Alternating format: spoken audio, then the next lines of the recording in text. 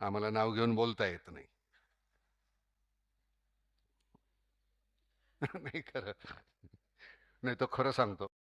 कारण काय होतं माहिती आहे का, तर तुमच्या प्रत्येकाच्या मनामध्ये ही एक 5, 15, 25 माणसं त्यांना साला ठोकायला पाहिजे असं आपल्या प्रत्येकाच्या मनामध्ये एक लिस्ट असते. असते की नाही?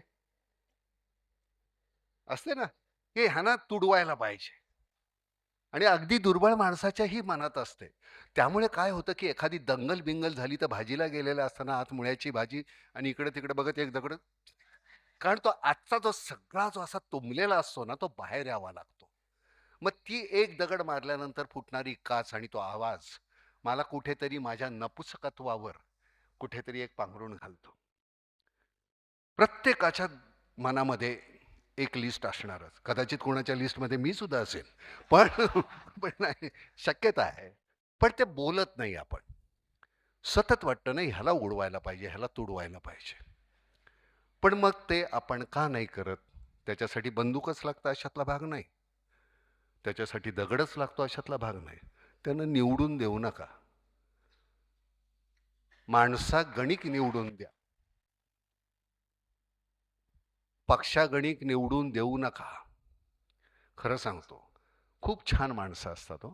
किती छान काम करणारी असतात. पण काय मगाशी कोण म्हणलं 5 वर्ष? नारायण तू सांगितलंस ना रामदास? 5 वर्ष तर निवडून दिल्यानंतर कोणी सांगितलं होतं की आमच्या वाटेला तुम्ही जाऊ नका, मग तुमच्या ते जे तू सांगितलंस ना, पण खरं ती जातच नाही रे, तू कशाला म्हणतोस? ती जातच नाही तो वाटेला तुमच्या. पण हे सगळं बाजूला असं कोंडाळं असताना हा माणूस अशा पद्धतीचं काम करून गेला. नवीन जे काय आहे, माण नदीचं मगाशी आम्ही बोललो होतो. माण नदी ही गेली 50 वर्ष तिथे पाणी नव्हतं. आपण नाम आणि तिकडची जी मंडळी अशा सगळ्यांनी मिळून आपण त्याचं एस्कवेशन, खोलीकरण, रुंदीकरण, लांबीकरण केलं. 50 वर्षे पाणी नसलेल्या नदीला आता तिथे वॉटर स्पोर्ट्स चालू आहेत. पलीकडे बोटीनी जावं लागतं. ते आपण केलं नाही, ते सगळ्यांनी मिळून केलं. मी माझं नेहमीच म्हणणं आहे ना, आमच्या संदर्भात सुद्धा अडखळत कोणी चालत असेल तर बोट द्या. नीट चालायला लागलं की हलगत बोट काढून घ्या. नाहीतर कपाळ मग खांद्यावर घेतलं की मग ते तसं नाही करायचं. होय. आमच्या विजयाबाई ज्या आहेत त्यांच्या संदर्भात मी बोलत असताना एक दिवस मी म्हणालो होतो की रंगमंचावर आल्यानंतर ही माझी म्हणायला बाई पण आई आमची. आम्ही अडखळत असताना असं आमचं बोट धरलं. आमची मूठ अशी वळलेली होती. आम्ही चालायला लागलो. रंगमंचावर कुठेतरी आम्ही दुडदुडायला लागलो. नीट चालतोय. धडपडणं बंद झालं. आमच्या नकळत त्यांनी कधी बोट काढून घेतलं ते आम्हाला माहितीच नाही. पण आमची मूठ वळलेलीच राहिली. आम्हाला सतत वाटलं की त्यांचं बोट आमच्या मुठीत आहे. त्यामुळे आज सुद्धा पडण्याची भीती वाटत नाही. तसं तुझं तू निवृत्त झालेला नाहीयेस. आमची मूठ अशीच वळलेली राहणार. तुझं बोट कायम आमच्या हातात आहे.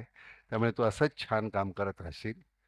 एकच आहे की कुठल्याही कामासाठी नामच्या माध्यमातून असेल, एरवी कधीही असेल, बोलवलंस आम्ही आहोत. ही मंडळी आहेतच. मगाशी सांगितल्याप्रमाणे हे संयोजकच आहेत. त्यामुळे तुम्ही सगळे, मी इथे आल्यानंतर पहिल्यांदा बाल्कनी भरलेली आहे, थिएटर भरलेलं आहे. पुरुष नाटक ज्यावेळी मी करायचो, दत्तोबा माझ्या प्रत्येक पुरुष गायकवाड प्रत्येक पुरुषच्या प्रयोगाला याचा, विठ्ठल मणियार दत्ता, असं भरलेलं नाटकासाठी. आणि मी पहिल्यांदा खरंच पाहतो एक शासकीय अधिकारी रे, त्याच्यासाठी इतकी मंडळी तिथे उभी आहेत, बाहेरी आहेत. हात आम्ही जोडायचे रे बाबा. खरं सांगतो तुला. आता आज सत्कारच आहे तुझा, सांग काय देऊ? हं, काय देऊ तुला सांग? माग माग ना, जाहीररित्या माग. मग की नाही, खरं सांगतो मी थोरलाय का नाही तुझ्यापेक्षा? नाही ना, काही नको नाही, असं काही नाही. पूर्वी काय होतं माहिती आहे का, एक व्हिस्की होती, एक पंजाबी आमचा सरदारजी होता लंडनला. तर त्याच्याकडे कोणी गेल्यानंतर आज क्या पिओगे म्हणलं, नंतर तो कोण न पिणार का नाही, कुछ नाही. तर त्यांनी बाटली काढली, त्या बाटलीचं नाव होतं कुछ नाही. नाही खरं, त्याच्याकडे येणारा ज्यावेळी म्हणायचा कुछ नाही, त्यांनी स्वतः स्कॉच विस्की काढली, त्या बाटलीचं नाव कुछ नाही. तर म्हणलं तू मागितली ना कुछ नाही, पे आता. तसं तू म्हणला काय नको, ते काय नको नाही, ते सांग नेमकं काय नको, नाही तर काढून दाखवतो काय नको.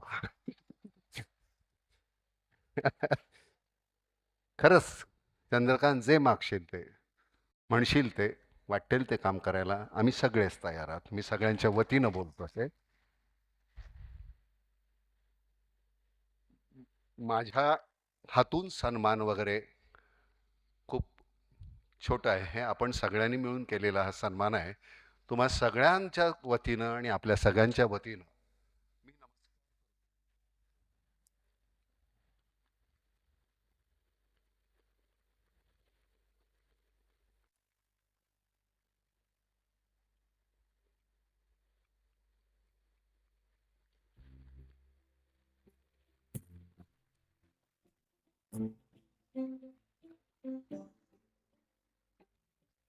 मी 4 भिंतीतली दुःख सांगितली, पण चंद्रकांत दळवी हा उघड्यावरच्या माणसांची दुःख बघणारा माणूस आहे.